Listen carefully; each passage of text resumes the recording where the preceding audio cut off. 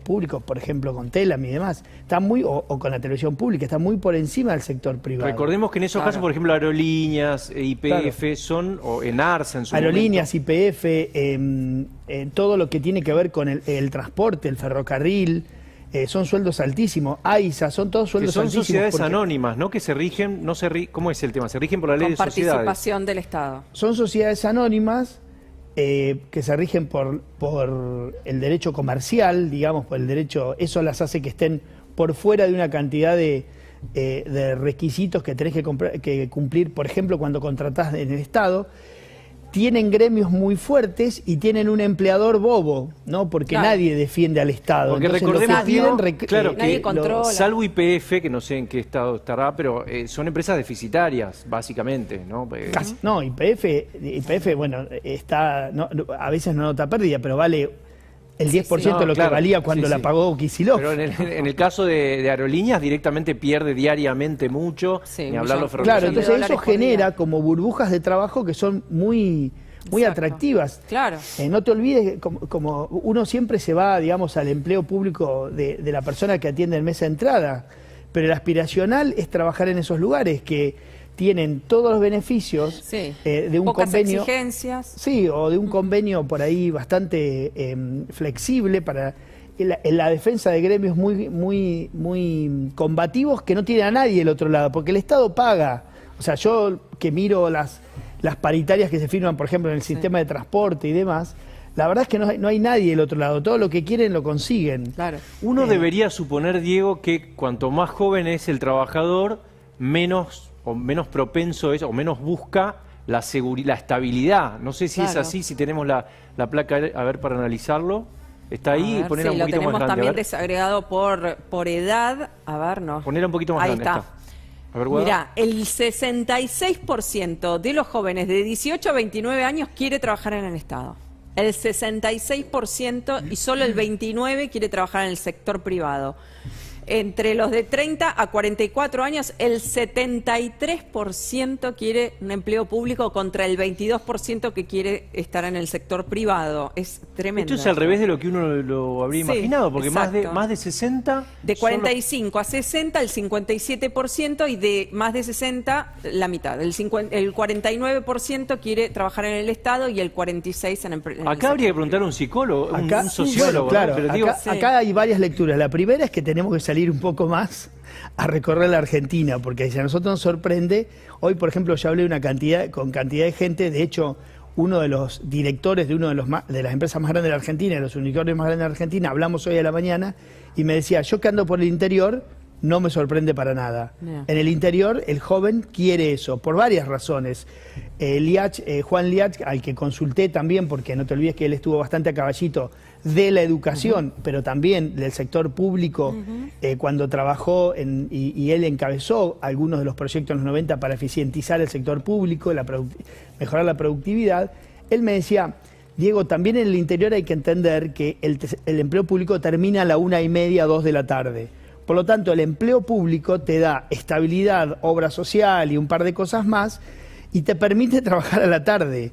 Entonces, todos los profesionales del interior quieren tener una pata en el Estado y a la tarde tener su estudio o esto o el otro si es que no tienen bloqueado el título, y en general no se los bloquea. Ahora esto también es como un círculo vicioso que se va armando en cuanto a que la normativa para el sector privado cada vez es más difícil para que empiece a crecer, y por otro lado las personas que entran al Estado entonces tienen esa facilidad, y eso es una rueda que no se acaba nunca, y esas personas también van a votar a los que le dan la posibilidad de trabajar en el Estado. Bueno, el empleo público todos sabemos que es, digamos, en muchos lugares es gran parte de la población económicamente activa. En Tucumán, ¿no? el 60, en el interior, por ejemplo. claro, o en Formosa, especialmente en el norte hay muchos, en el sur mucho menos porque hay más actividad privada, por ejemplo el petróleo, la minería, en fin. Pero la verdad es que es un sesgo muy grande que hay en muchos lugares.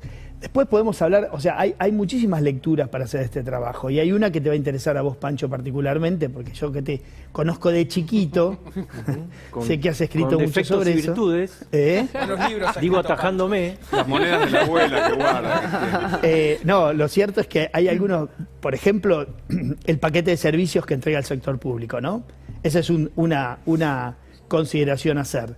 Pero hay otra que es muy importante y que a mí me interesó particularmente ir sobre ella, que es el rol del sector privado, que no ha sabido contarle a la sociedad, o no ha querido, o no ha podido, vamos, cada cual se queda con el verbo que quiere, contarle los beneficios, o si querés, qué significa estar en el sector privado. Porque cuando vos indagás un poco en los jóvenes, por ejemplo, que recién hablábamos de este corte por edad, lo que te vas a encontrar es que en general los jóvenes hacen como un paralelismo con el sector privado, con las grandes corporaciones, cuando en realidad el sector privado es mucho más amplio que eso.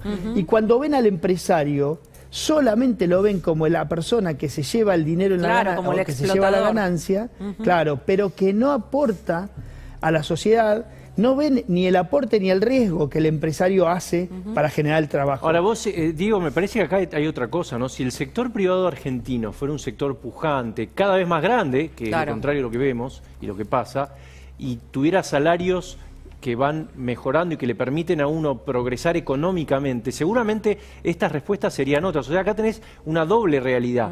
Primero, un Estado cada vez más grande y difícil de sostener, y por otro lado, un sector privado cada vez más chico y que da menos beneficios. Evidentemente, acá hay seguramente una ventaja real. Una precarización laboral. No creo que también sea un prejuicio, digamos, de quiero ser estatal. Me parece que hay beneficios reales, ¿no? No, claro. Lo que pasa es que lo que sucede es que vos tenés que pensar que cada vez menos años, en alguna época nosotros nos decíamos, cada 10 años la Argentina tiene una crisis. Lamento decirle que eso habría que dividirlo por 2 o por 3, ya esos 10 años, pero lo cierto es que en esas crisis el sector privado ajusta, porque no te olvides que, por ejemplo, en épocas de bonanza, digamos, en épocas cuando el Estado requiere financiamiento, le pide al sector privado, pero cuando la cosa va mal, sigue la misma presión fiscal, entre otras cosas, ¿no? Entonces, ser privado es cada vez más difícil en Argentina. Alguien me decía de los chicos que hicieron la encuesta, me decía, mira, si vos juntás a los 50 mejores empresarios de la Argentina y los ponés a que den trabajo, por más que sean los mejores, no se pueden escindir de la cantidad de crisis y de la inestabilidad macro, ¿no? Entonces siempre el sector privado vas a tener un ajuste ante los momentos. No solo eso, Diego, además de la inestabilidad, los impuestos que tiene que pagar para sostener la otra parte, la parte que vemos en verde y amarillo. Pancho, yo te pongo un ejemplo para que más o menos se entienda qué significa tener un empleado en la Argentina.